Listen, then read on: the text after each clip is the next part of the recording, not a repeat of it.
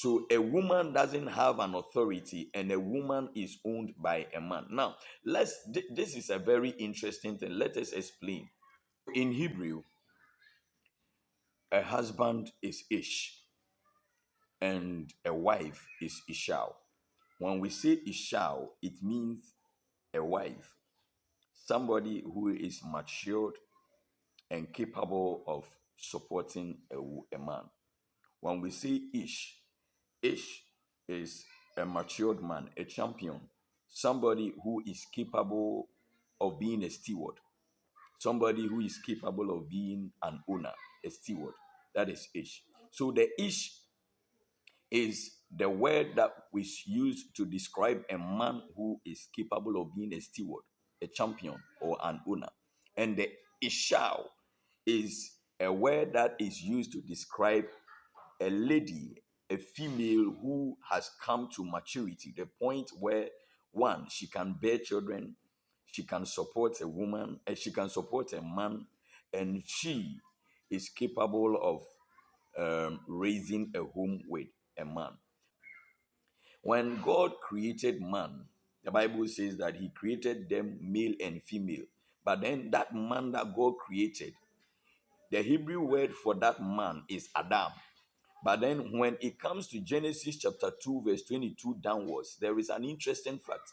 The Bible says God caused the man to fall into a deep sleep. And then he took a rib out of the man, the Adam, and out of that rib he formed the Ishao.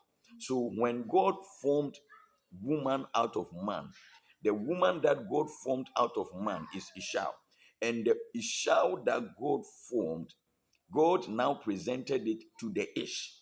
So the Bible keeps using Adam, Adam, Adam until the woman is formed out of the man. The moment the woman is formed out of the man is no more addressed as Adam. He is now addressed as Ish, and the woman is addressed as Ishao. So that is where the concept of husband and wife came. So the husband is the Ish, the wife is the Ishao. Now, when the husband who is the Ish sleeps with the woman who is the Ishao, the husband becomes the owner, number one. The husband becomes the champion, number two. The husband becomes the steward, number three. So the husband is the steward of the woman, or a steward over the woman. Anytime you sleep with a woman who is not a virgin without the consent of her father, you have broken somebody's marriage. You are an adulterer, and you have broken a covenant. Number one.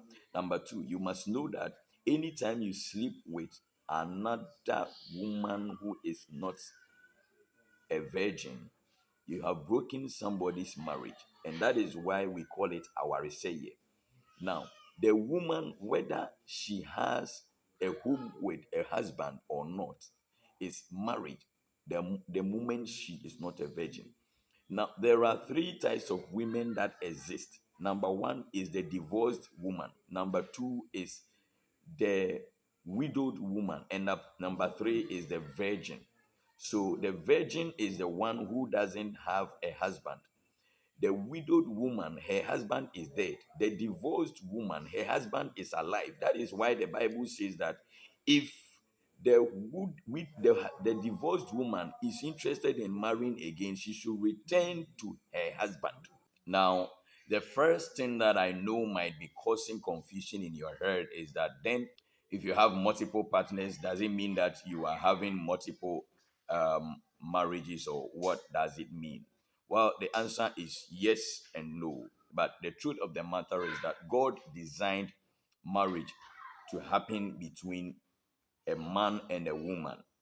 The problem is this: a man can be polygamous, in that a man can choose to marry two or more, but a woman cannot be polygamous, and a woman cannot marry one more than one man at the same time. A woman cannot marry more than one man at the same time. So whatever happens between a man and a woman that causes marriage, when the woman sleeps with another man apart from the man that has married her originally. That is what we call adultery. Now, adultery happens anytime a man sleeps with a woman who is not his original wife. So, adultery simply means the breaking of a marriage. The breaking of a marriage. Now, there are three things that we must note. Number one, the power to dissolve a marriage is in the hands of two people. Now, this might interest you because the Bible has already stated that what God has put together, let no man put asunder. But the truth of the matter is that God, in his own wisdom, gave two people the power to dissolve marriage. Number one is the people involved in the marriage themselves. Number two is the father. Now, the father's authority over marriage happens in this way. The Bible says in Numbers chapter 30 that if a lady or a girl or a woman who is still in her father's house gets into a vow or makes a vow or gets into any form of covenant, and I know some people might argue that it didn't state covenant. We are going to go deeper so you'll understand. Number one, the Bible says that if a lady who is not married and still living in her father's house makes a vow or makes a rash covenant or vow, and the father comes to know of it, the day that the father comes to know of it, if the father is against the vow and he revokes the vow or he disallows the vow, that vow does not stand, and God releases the woman or the lady from that vow. So this is what happens. The Bible states in Deuteronomy chapter 22 verse 28 that if a young man sees a virgin and sleeps with her, he must be made to pay the bride price of the virgin, and the virgin becomes his wife. And that wife, he is not allowed to put her away for the rest of his life. Listen to this. But then in Exodus chapter 22, verse 16, the Bible says that if a man finds a woman and sleeps with her, he must be made to pay the bride price. That is the same statement as stated in Deuteronomy chapter 22. But here this states, it does inform us that if the father does not agree to this union, the day that the father comes to know of it, if he does not agree to the union, the father has the authority to disallow that marriage or to dissolve that marriage. So the father, though he may receive the bride price, he still have that authority to let to take the lady or the woman or the daughter out of that marriage and disallow the man from marrying or continuing to marry the daughter. So this is what happens. Anytime it happens like that, the problem is this: though you married the woman, your authority over the woman is overruled by the father the day the father comes to hear of it. Now, if you sleep with somebody and the father doesn't know, if the person is a virgin, you have married the person. But the full authority that you have over the person as your wife is not confirmed until the day that the father comes to know of it and the father allows it or the father is silent. So the day the father comes to know about the union, if the father is silent or the father allows it, then automatically the power or the authority of the father is transferred from the father to the man. And so if the day the father comes to know of it, if the father does not allow it, the authority is still in the hands of the father. And the father has the authority, the power to dissolve that marriage the day he comes to know of it. This is an interesting statement. So if you compare Deuteronomy chapter 22, Exodus chapter 22, and Numbers chapter 30, it will make it easier for you to understand this law. It is a law concerning marriage. Now, the second thing is this: the other person who has the right to dissolve the marriage is the man who has the authority over the woman. The day the woman commits adultery, that is the reason why the Bible states that only adultery can cause a divorce. The reason is this: whenever a woman sleeps with another man apart from her husband, the woman has broken the first covenant that she has with the husband. But then this covenant that is broken, the authority for the covenant to be annulled is still in the hands of the husband.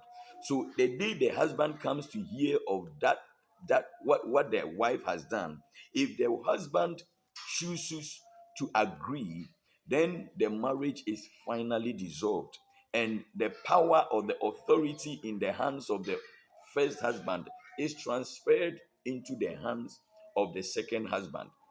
Now, anytime it happens like that, then the authority is transferred from him to the one who has now slept with the woman. Now, the most important thing is that you must know that a woman who commits adultery does not have the power to dissolve a marriage.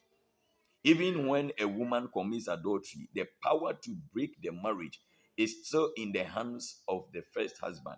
If the first husband states that because my wife has done this, I am no more interested in her, that is where he relinquishes the authority.